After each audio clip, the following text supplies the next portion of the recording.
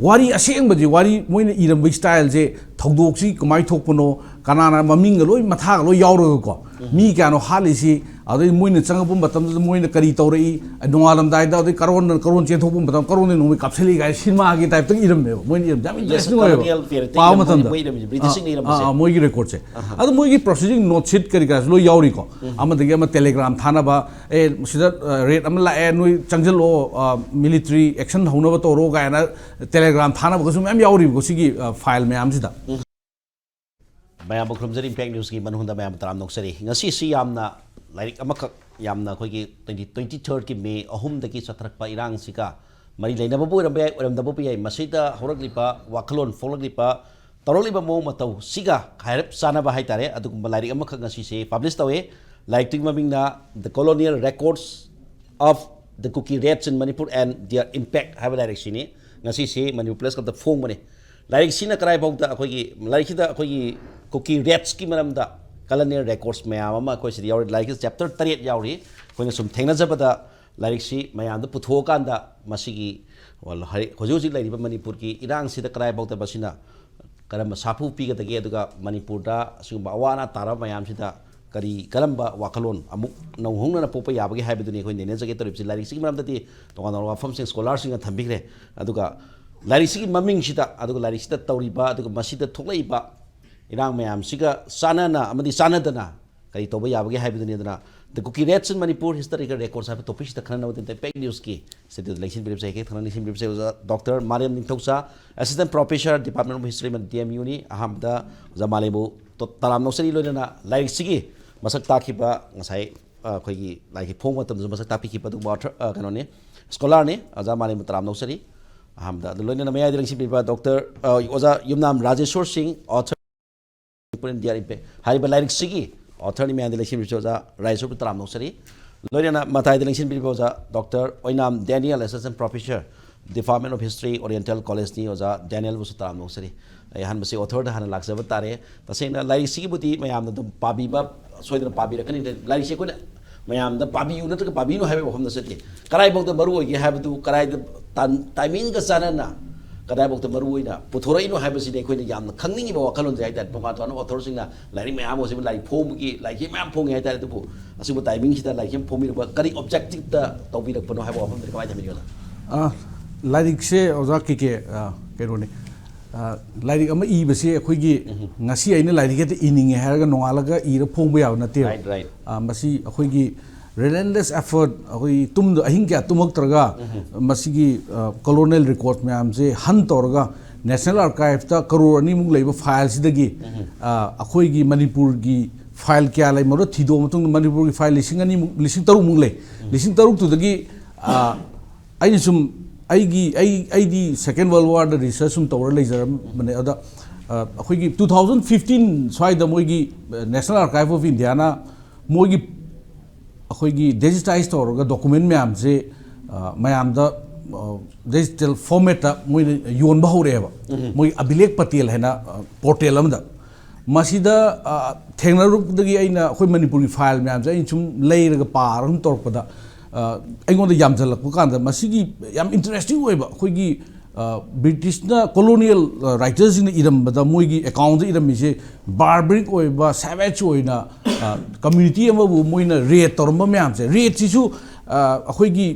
yam icham chamba raid na to massacre gaina harambako mi samri ga hingam da halamba haidi ngasi gi khoigi ngasi leiba meeting sidadi matam adu amna chahutre hariba timing du da taunarami ba mihat to pagi style moina marauders oina torome ba red ani mi hatoi ni ko red haije nangi lan sampati ka ta munbada na tibida mi je mangaka ga luren kakpa adaidi akhoi gi tamchi mongda toromba pot me am si akhoi gi history gi like pa ba tamda pa ba kan thengna rakta ba khoina thengna da ba da si de ano ba area amne aina like se thibe ba thibe da ma gi reference kari kraji phang phang da e masidi akhoi gi hoji ki matam gi historian jing scholars jing adadi horu ko leba scholars jing masi am kana ba khoi gi area amni me am touch torom de discuss to discourse to ba ba area amne khalaga aina like ijagi bini okay touch torom de area amani hamsi zamane da thamjadingi touch tau area mani haibagi posida kala bok da lai sigi fajan dei nabiram ni khali ojazu ado kalmain thabir ki lai sing matang da haitare like सिगी contribution सी एने यंगजबदा documentation ने documentation हाइबसिटी हाना पुथोक्ट्रिबसिंग सिटी archive लेरगा सुबैन एक्सेस तौबो ngमनतबनी अमनबो तौरसु डॉक्यूमेंटेशंस पुथोरप मसाकसिंग मयामदा फंगनबा हाइबसिटी याम चावबो मेरिट अदुमुक लैये अदुना मसिगी कंट्रीब्यूशन सोइना हाइजे तारगदी अखोइगी पाबा ऑथरसिंग नसु खंगबिरनी को खरा अदुम 7 चैप्टर्स ऑर्गेनाइज तौरे अदगी पीरिबा फाइल नंबर मैम अमगी आर्काइव ता चलगा लिस्ट खोमुगदवसे रेडीमेड ओइना फर्स्ट चैप्टर दा यावबनी पिथोबनीना मदुगी लेबर अमसुंग टाइम अमसुंग एनर्जी अमसुंग पैसा दुमा सेव तौरे अदुना अखोइगी नौना मसाक सिंगसिबु कराइ फक्ता चुम्मी लाली नत्रगन ओरिजिनल फाइल से येंगे हाइबसिंग तसु याम चावबा अखोइगी facilitations amakakti yam sauna pibireba aduna masigi lyric se man piriba theme amasung argument si khak yengba natabida asisu argument su formulate am tawre ko adi red as karino karamba phibam da tawribano matamda da leiramba geopolitics British Empire Burma the samjok dagi di Manipur lainariba dagi di hairiba ngasai purup khara paliba hill gi village communities me amama ko सिंगी relation सिंगी मागी narrative सम खक सागलागा पीरिबसे chronologically documents दे base तवरगा सि खक्ता नतबिदा रिसर्च तवनिंग बा मी सिंग तबौदा नसागी हिंट अमा पीरगा हाइबा तारे सुमाइना तौबा याय अदगी सिगुम सुंग मसाक सिंग लेरी हाइबगी खुदोंग साबा म खक पीरिबसे असि यामना कोई एकेडमिक वर्ल्ड हाइबा ताय को सि हिस्टोरियन खकी वारी नते एनीबॉडी वाज इंटरेस्टेड कनानो इंटरेस्टेड मी खुदिंग मक्ता सिगुमगी अखोई हाना यौरुब मीना लंबी ताकदो सि लेबनी कोतपनी हाइबगी कोई लंबी सिम खक लंबी सेक्दो पाइदरे सेक्दो उपबीबदो आइना सि खै तौरमे सिना पेलगना सि खक येंगो अदुगा हेना थिगे हारगना मखा ताबसिंग सि येंगिरो आई तोम तो बखरदी तौरे हेना पुथोरे इसे पिकेरा चावगेरा सि कंट्रीब्यूशन मसा आमने नै लौजै contribution di masa mane dum haiba yadau mande ni khanjabada ojadin kamai thambiningi masida khoigi contribution masa amni kaina haibasi tasena hojiki conflict situation hojiki mayamna dum hainari history records of records poigera record poigera hojiki Kuki rebellion kaina hainara ko wahe adi Kuki da tawgi basing ai Kuki panjare ke sukai di masi boy life history de iramba historian sing na duga British sing iramba wafam duri thambi Kuki dum sinara mari nai tare adar makoina moi Kuki rebellion kain haiba adiki ano ba moina fact history ka semi kain hainari bo wafam se laisin kadai bog de madu kakpa ya ga de ke sumga ya ga de ke haiba hom kamai thambi like se bunna ne ru kanda khoi oza Rajeshwar gi mai puthoi lyric si khoi colonial gi documents sing si pura proof tawre hai tare ko archives ta kaimta yaningai leite 100% noimak colonial gi record na tani atopamna sai sarna hai gi colonial boundary sing se koi imaginary oina blurs ar leib matam gi nation nama sagat pa matam da kitang war leib matam ne aduna colonial dispute sing du da sai boundary sing du gi chayet na ba marak sida sai gi intertribal conflict me ando khara superior oiba tribe amana haitari Kuki sing gi magi nature of the rate se adum me times tower lakpani adu Rajeshwar only sidi 1870 se de 1914 bawgi ni ko adu da achi makha taba Kuki sing gi magi rate si yami haitare aduna pulap colonial gi discourse ki mapung phabadi natte adu part amadi yam chumi haitare micro history ni mase colonial sing na oppressive oiba nature marak to the Kuki sing de kadai bawo moi politics se boundary conflict sanagi se ko moi interest am le colonialism gi moi tongan ba officer sing gi politics sing gi ko atopam na empire gi interest le adi Burma da leiba kangbu official singa adigi akoi Assam da leiba base to kangbu singa Manipur gi Ningthouja leiba relation triangular se si marak da leiba conflict su koi gi ozarai sorna mai lyric sida phasana palle haitare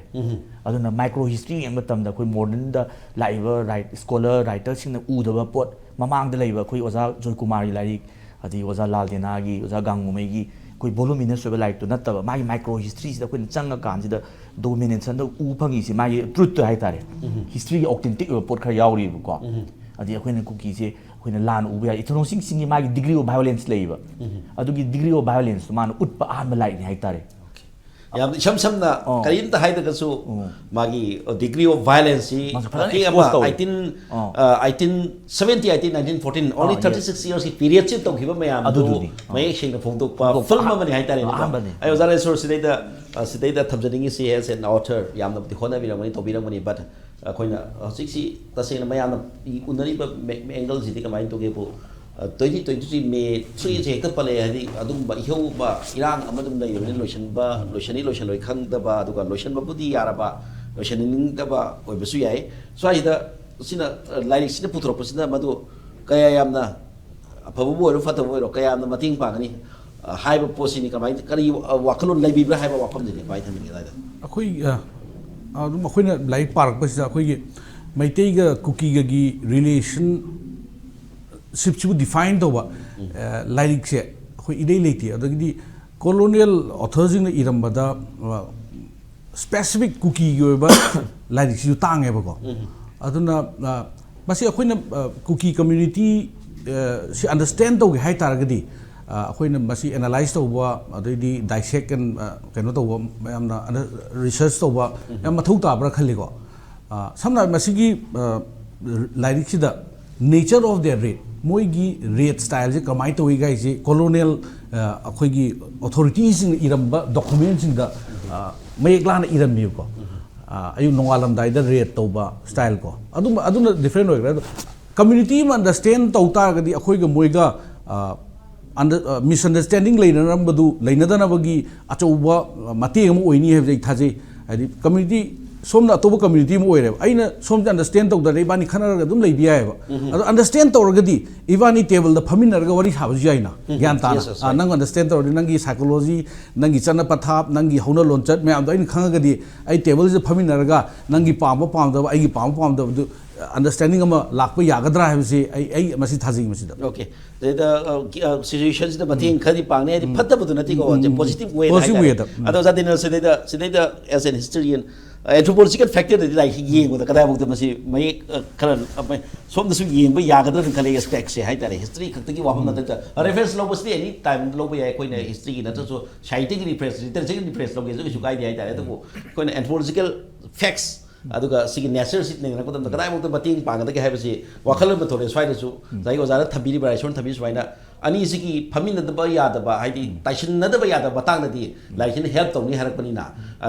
divided ki policy di yaw de haidare wakhalon jai dare adana positive ki kana da anthropological factor ye kan kamai thambe ai lai siola sigi matam dugi oina north east frontier gi mai politics se adugi matik deep oi hai tare ko adugi oppressor have a community amane so koi anthropological point of view da ko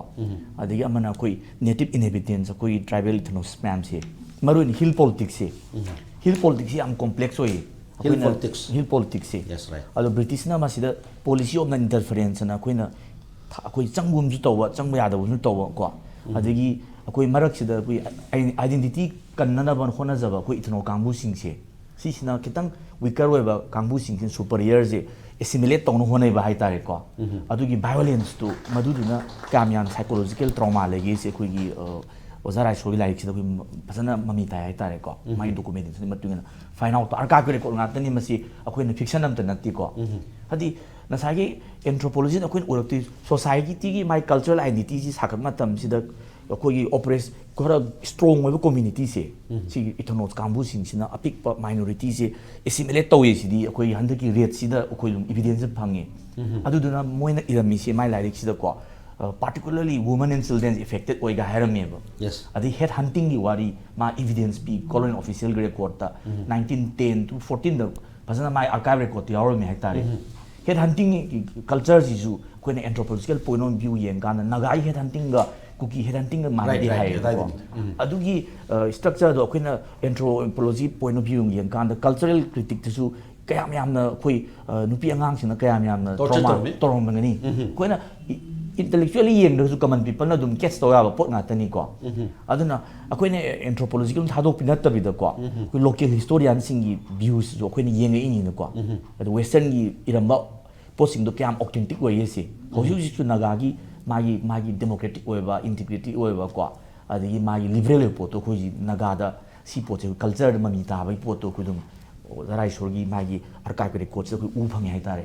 adi Kuki singi magi sai savage hairami Johnston gi mai lyrics ko adi gi magi kitang culture ma kitang strong oeba brave oeba culture ma yauri fighting spirit ta military dominate to ba ta ba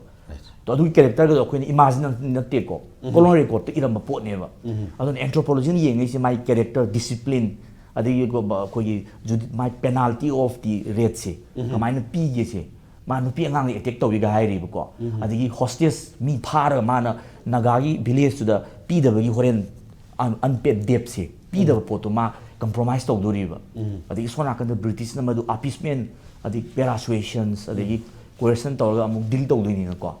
adugi juncture me amdo anthropological point of view the 90% 100% kane hai tare ko yeng pa matam da punam ya fa da India da lai ba koi India gi colonial period ta leiramba officers sing hai tare anthropologist ayam ba oi la pari nai tare Manipur sin nei neraga na boina madugi chana me antha tare ko jamale sidai da ni usiki point si chapter 3 ti yauri hai tare koi loi pa de but I something koi na sai da attack on frontiers of Manipur guy na tongan mi yar koi hek thengna bada ade somra crisis guy na hai ba posing si sidai ti ga na sai ko ja Daniel thamis maina women and children the torture na traga dai da barbaric oi ba kana tor ba sigum mayam si la hoi thengna ho budin te on records historic records pe am thambani adu pu masi gi sina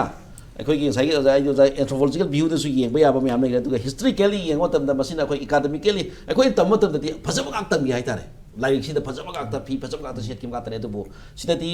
फजते हाबदि नते like सिदा P बा वाहि वाफम सिया दुबो सिदा काय आम न मदु influence के आम like दा के हाबा वाफम दो अगर मणिपुर की हिस्ट्री दा हाइतारे एज वेल एज एकेडमिकली क्राइड स्वाइद करी बिंग थमे मागी सिगी दा कोइ रेट अन हाइसे रेट की मियंग सिदा येंग से को हिस्टोरिकल सिदा दा कोइ मैते रोन दा जे हाबदि फजब वाइदि ओइद्रे ना बा बा वाइ से सराल गुम बाबदि यावबनि सिगी मतम से मैते थौना सु दुम तोइ अदगिदी कोइगी कुकी चिन की कांबुसिना सु दुम तोइ को अदगिदी ब्रिटिश ना सु दुम तोइ हाइदि डोमिनेशन से कोइगी physical domination use of force violence से सिजनरगा तौबसे अदगिदी कोइगी तांखुल सिंगना सु हजिकी डॉक्यूमेंटेशन सु यावबनि कुकी सिंगी अखोइना अमुक साइगी तांखुल मयाम अमा विक्टिम नेना उलिदना असोमदना ngसाइगी तांखुल खरा अमुक ngसाइगी कुकी सिंगी प्रॉक्सी ओइना कोइगी साइगी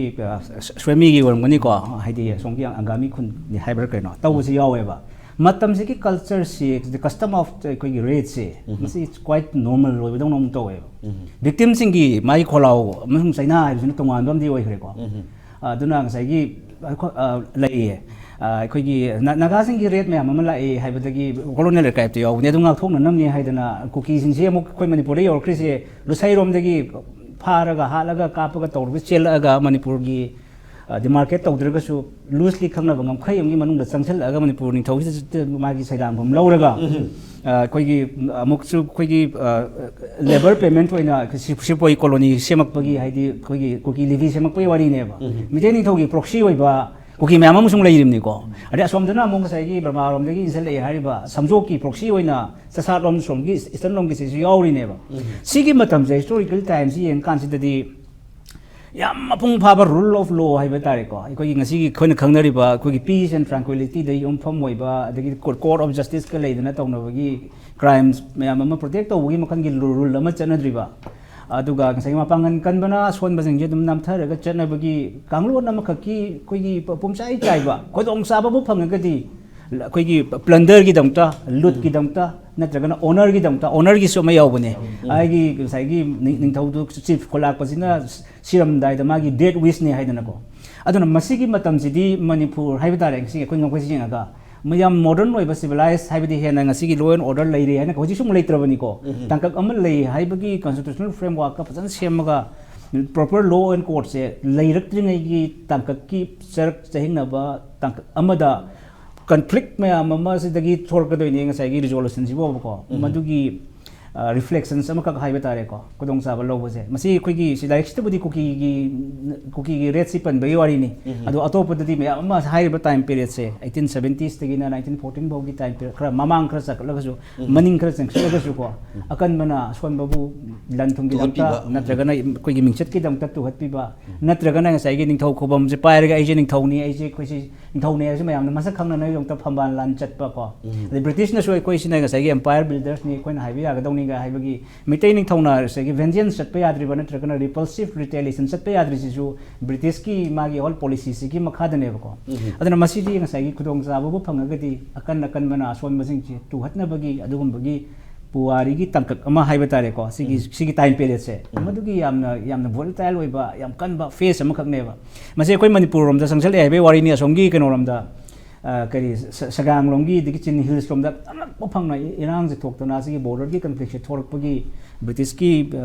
retaliations में आम प्लान तौगी असिगी मतुंग मरमरक तनी लाकदोसी जो 1896 की एंग्लो बर्मिश वार लाकदोसी बोबा land की मतलब हाइव ताई को different degrees of land की मागी कोई डिग्री दी होबे है कना गुम्बना दे rebellion ने हाइव है नतन रेडिंग ने हाइव दी है दो हाना बसुना बा कोई मैतै की लोंदा इसम संबंध नोमन कोई वाही द land हाइव दो land की पेरेड हमको ओइना तौगुदों तौगी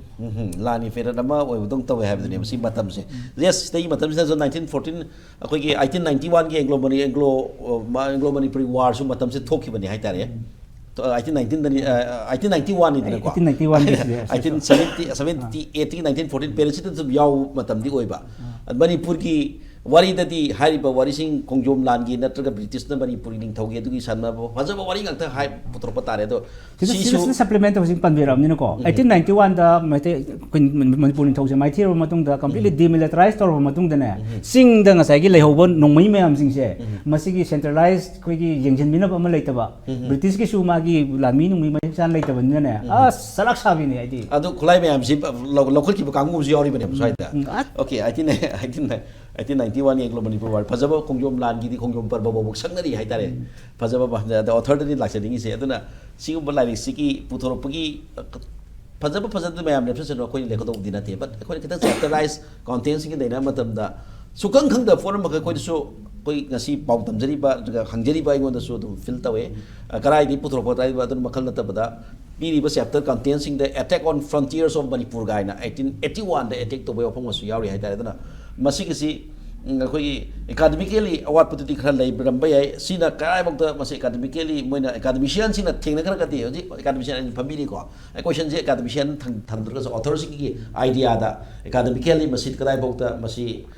पुखत कगनी हाबि थाजब लई गे हाबो फमदनी ऑथर गे हाय तारे सोइदना मसी आई कॉन्फिडेंस हमका यावना तोबी बा ओरमदो मुसु माले दाय दिन थमजिंदा आईदी असेमुदी हिस्टोरियन नते को yes right अदुबु आईद थेंगनरुबा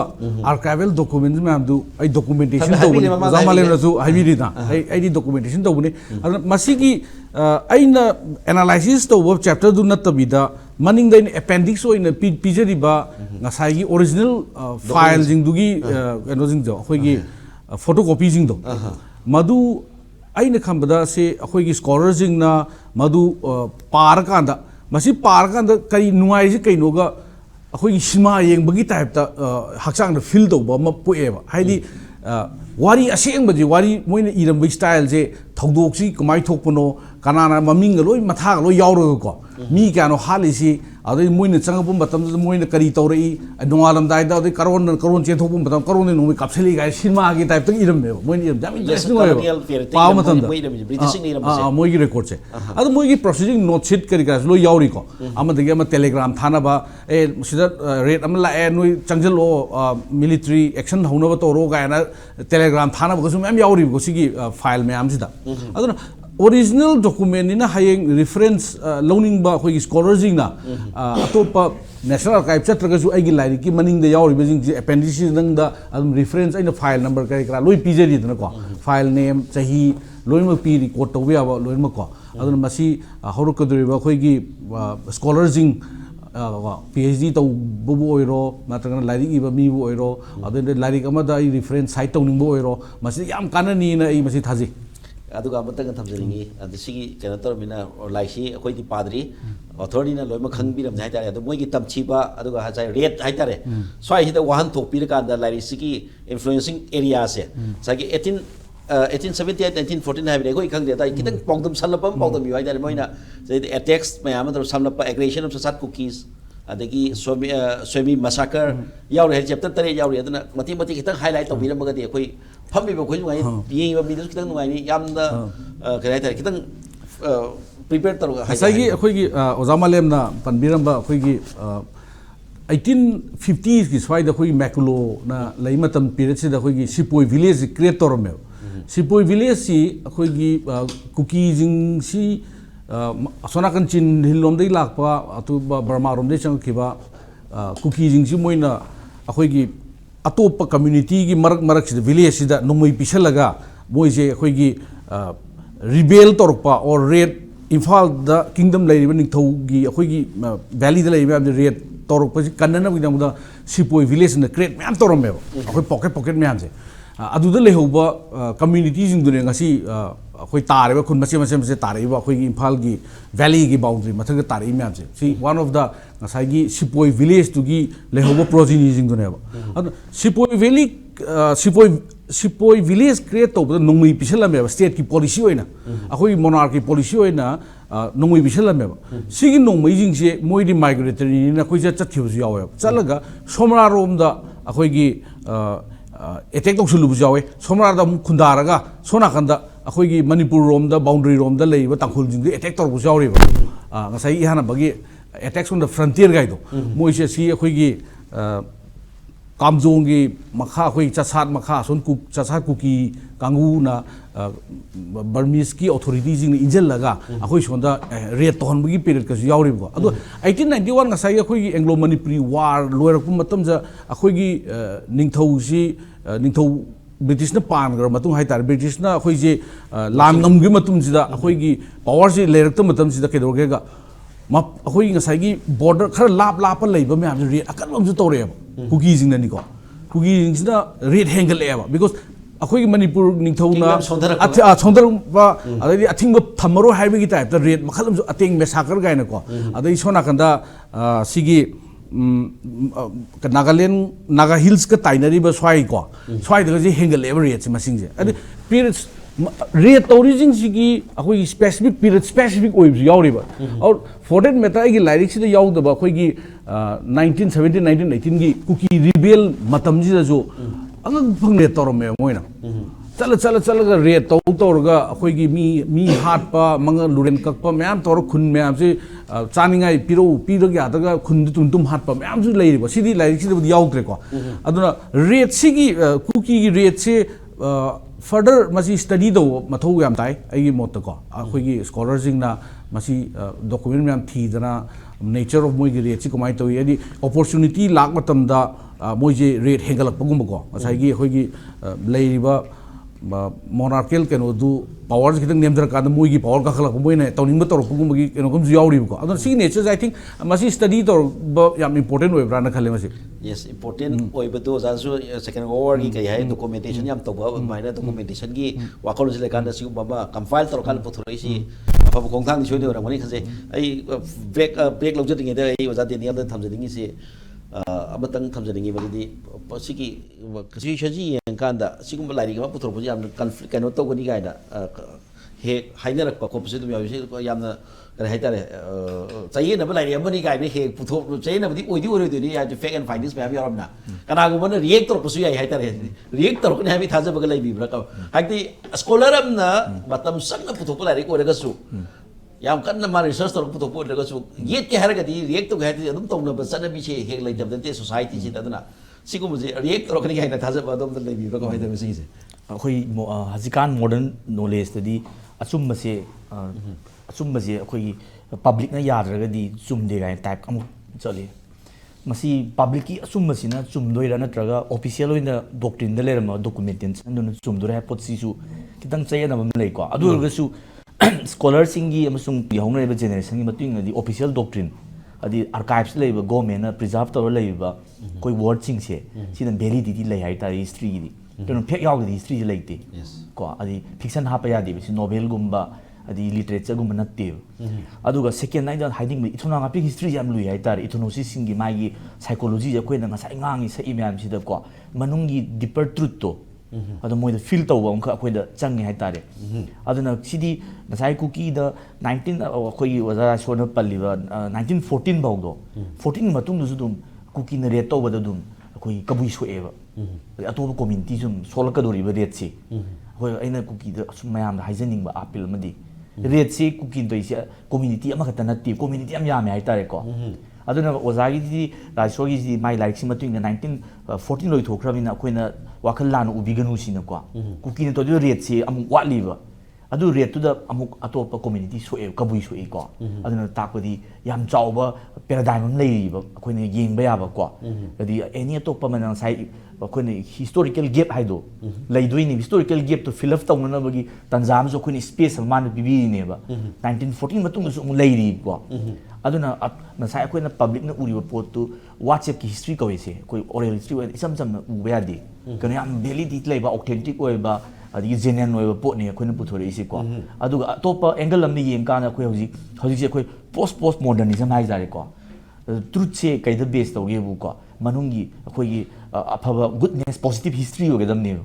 akhoi sai hai pot se communal oiba raisoi lai chi am ta yaw de hai tare nasagi communal am ta yaw de community am the so na even na my official archive ki my documentation more than 5000 6000 lay me am do man no na mak lok phasan tawraga madugi word by paragraph like appendix on pi re mana aduna kanagum scholar amana natraga public ki